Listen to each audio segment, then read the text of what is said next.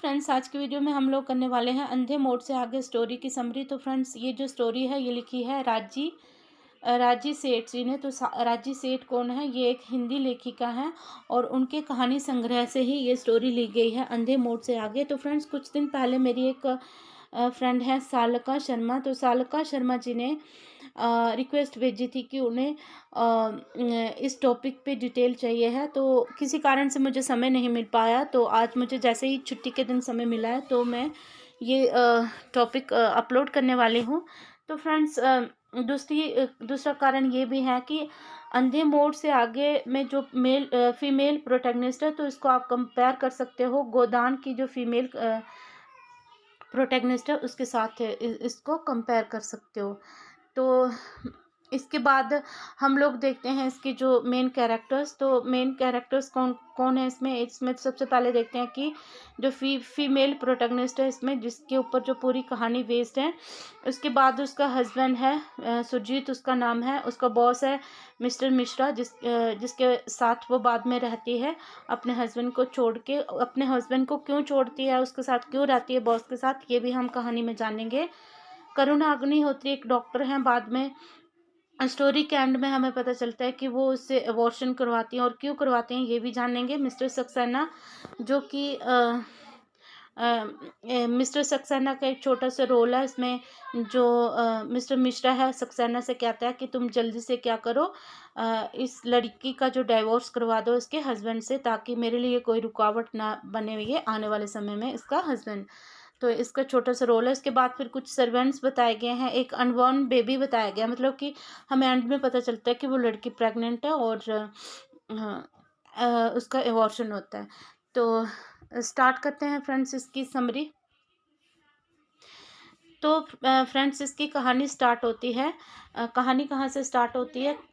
ये मिस्टर मिश्रा के घर से कहानी स्टार्ट होती है, मिस्टर मिश्रा के घर से। तो जो फीमेल प्रोटैगनिस्ट है इसमें, तो वो मिस्टर मिश्रा के घर में जो किचन में काम कर रही है और वो उसको महसूस हो रहा है, मतलब जो कहानी की हीरोइन है, तो उसको महसूस हो रहा है कि उसकी पीठ पे कुछ जो कीड़ा है वो रेंग रहा है। मैं सोच रही है कि क्यों उसने अपना जो अपने नए जीवन की शुरुआत की, क्योंकि उसको अपने जो पहले वाले पति और अब जो इस बॉस के साथ रह रही है, तो इन दोनों की जो लाइफ है, इनका दोनों का जो कैरेक्टर है, इसमें कोई खास फर्क उसको खास फर्क जो है वो उसको नज़र नहीं आ रहा। तो वो खड़ी खड़ी पछता रही है कि क्यों वो उसी जीवन में रहती तो कोई फर्क नहीं पड़ता, मिश्रा के साथ अगर वो नहीं रहती तो कोई फर्क नहीं पड़ता। तो यही सोच रही है वो। और फिर उसके बाद वो सोचती है कि सुरजीत के घर में जो काम करती थी और मैं जो इसके घर में काम कर रही हूँ मिश्रा के घर में, तो कोई खास अंतर नहीं है। थोड़ा सा अंतर ये है कि सुरजीत के घर में मुझे सब काम खुद करने पड़ते थे, जबकि मिश्रा के घर में कुछ नौकर हैं जो कि काम कर लेते हैं। तो सुरजीत जो कि एक मैकेनिक है और बहुत ही गरीब है, और मिश्रा जो है वो एक अमीर बंदा है। ये क्या करता है, इसको सारी सुख सुविधाएं देता है, लेकिन उन सुख सुविधाओं में उसको कोई सुख नहीं मिल रहा है। तो यहाँ पे हम देखते हैं कि सुरजीत जो कि उसका पहला पति है, जिसे छोड़कर वह मिश्रा के साथ रह रही है। मिश्रा उसका बॉस था, जिसके ऑफिस में वह डिक्टेशन लिखने का काम करती थी। तो आपने याद रखना है कि वो लड़की वहाँ पे क्या करती थी, डिक्टेशन लिखने का काम करती थी मिस्टर मिश्रा के ऑफिस में। और उसका पति जो सुरजीत था वो क्या था, एक मैकेनिक था। सुरजीत के साथ उसकी मैरिड लाइफ कुछ अच्छी नहीं चल रही थी। वह उसे मानसिक रूप से बहुत कष्ट देता था। वह उस पर कोई हक नहीं जताता था, उस पर कोई रोक टोक नहीं करता था, उसे इमोशनली सपोर्ट नहीं करता था, लेकिन उसके साथ मारपीट करता था। जब भी वह ऑफिस में आती तो मिश्रा उसकी केयर करता और कहता कि सुरजीत के साथ अनिच्छा से रहना जुर्म करने के बराबर है। मतलब कहने का मतलब है कि तुम बिना कोई कॉन्सेंट के, मतलब बिना अपनी मर्जी के जो है तुम उसके साथ रह रही हो, जो कि एक जुल्म करने के बराबर है, तुम्हें उसे छोड़ देना चाहिए। तो धीरे धीरे वो मिश्रा के करीब आने लगती है, क्योंकि उसको वो इमोशनली सपोर्ट करता है, और सुरजीत से वो दूर होने लगती है। मिश्रा के साथ रहने के बाद उसे पता चलता है कि मिश्रा वास्तव में वैसा इंसान नहीं है जैसा वो ऑफिस में हुआ करता था। वह उसके साथ सेक्सुअली अब्यूज़ करता है, मतलब उसकी ज़बरदस्ती से उसकी बॉडी का यूज़ करता है जैसे मर्जी करके। फिर वो क्या कहती है कि जैसे वो आधी रात को क्या होता था, जैसे वो जागता था तो धीरे धीरे करके वो उसके पास आता था, तो उसको वैसा ही लगता था जैसा कि वो सुरजीत था। मतलब सिर्फ उनका थोड़ा तरीका अलग था, तो उसकी बॉडी तक अप्रोच करने का दोनों का तरीका अलग अलग था, लेकिन दोनों जो है वो उसकी बॉडी को अब्यूज़ करते थे। तो ये वो बोलती है कि दोनों में क्या फ़र्क था कि जैसे जो सुरजीत था वो क्या करता था, उसको लाल रंग के जूते पहनना पसंद थे और इस मिश्रा को ब्लैक कलर के जूते पहनना पसंद थे। सुरजीत जो है वो देसी शराब पीता था और ये जो मिस्टर मिश्रा था ये अंग्रेज़ी शराब पीता था। तो और सुरजीत एक गरीब इंसान था और जबकि ये जो मिस्टर मिश्रा था ये क्या था, एक अमीर इंसान था। तो ये दोनों के बीच में जो डिफरेंस था, तो इसके बाद जैसे वो बताती है कि वो उसको सेक्सुअली अब्यूज़ करता है मिस्टर मिश्रा, उसकी मर्ज़ी के खिलाफ़ उसकी बॉडी के साथ, मतलब खेलता है। और फिर उसके बाद क्या होता है कि वो प्रेग्नेंट हो जाती है लड़की। अब उसने जो अपना ऑफ़िस का सारा काम छोड़ दिया है, ऑफ़िस में जो डिक्टेशन लिखने का काम करती थी, अब उसको वो उसने छोड़ दिया और अब वो मिश्रा के घर में वो मिश्रा के सारे काम करती है। और उसकी जो अलमारियाँ हैं, मतलब उसके अतीत की याद दिलाते, क्योंकि जो मिस्टर मिश्रा था वो ऑलरेडी मैरिड था, लेकिन उसकी जो वाइफ़ थी उसकी डेथ हो चुकी थी। तो वो बस ये जो लड़की है, अब ये जो फीमेल प्रोटैगनिस्ट है, तो यही देखती है कि उसका जो अतीत है उसी के बारे में वो सोचती रहती है, मिश्रा के अतीत के बारे में। और उसका जो अपना फ्यूचर है उस लड़की को वो कुछ भी नज़र नहीं आता, मतलब अंधेरे में नज़र आता है। अब जो घर के सारे काम हैं वो कौन करता है, नौकर चाकर करते हैं, सारी सुख सुविधाएं उसको मिलती हैं उस घर में, लेकिन वो बोलती है कि मुझे जो इस मिस्टर मिश्रा के घर में जो भी सुविधाएं मिल रही हैं, तो इन सुविधाओं में और जो सुरजीत के सीलन भरे घर में रहती थी इसमें कोई ख़ास फ़र्क मुझे नहीं आता। मुझे दोनों चीज़ों में, मतलब जितनी भी मुझे लग्ज़री इसके घर में मिल रही है मिश्रा के घर में, तो उनका सुख मुझे सुरजीत के घर के सुख के बराबर ही मिल रहा है।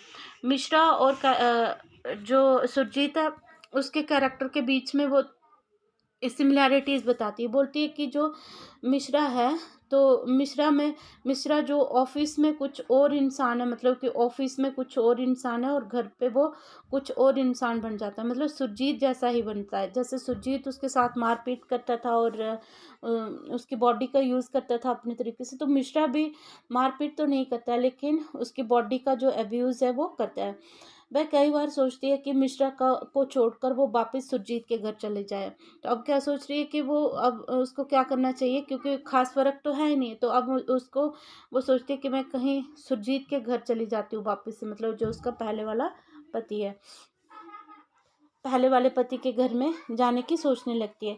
लेकिन अब उसको पता है कि जो उसका पति सुरजीत है वो बहुत ही क्या है, निडर है और बहुत ही दबंग टाइप का इंसान है। ये जो सुरजीत है इसको अपने पास्ट या फ्यूचर से कुछ भी लेना देना नहीं है। तो मतलब ये जो सुरजीत है इस तरह से लापरवाह है कि ये क्या होता है कि जब इसके जो ये फीमेल प्रोटैगनिस्ट है, तो इसके मतलब फादर की डेथ हो जाती है, तो जब ये बहुत ज़्यादा रोती है तो उसके आंसुओं को की भी उसको कदर नहीं होती है। वो बोलता है कि तुम क्या करो, उसको डांट के बोलता है कि तुम अपनी माँ के घर में चली जाओ, तुम्हारा जब मन हल्का हो जाएगा तो वापस आ जाना। मतलब इस कदर से वो क्या है, लापरवाह, मतलब उसका जो मेंटली उसको टॉर्चर करता है सुरजीत। तो जिस कारण से जो मिश्रा है उसका फ़ायदा उठा लेता है और वो वापस वो फिर मिश्रा के साथ रहने लगती है। तो जो ये सुरजीत है तो बोलती है कि अब मैं सुरजीत के पास वापस जाऊँ, तो लेकिन उसको तो कोई फ़र्क नहीं पड़ता अपने पास्ट लाइफ से। मिश्रा अब क्या कहता है कि मिश्रा उसको बार बार बोलता है कि तुम सुरजीत से क्या ले लो, कानूनी तौर पर हमें डाइवोर्स ले लेना चाहिए। हालांकि जो सुरजीत था उसने बड़ी आसानी से अपनी पत्नी को छोड़ दिया था, उसने आज़ाद कर दिया था। उसने बोला था कि तुम जानो, तुम्हारा बॉस जाने, तुम जिधर चाहे चाहे रहना चाहो तुम रह सकती हो।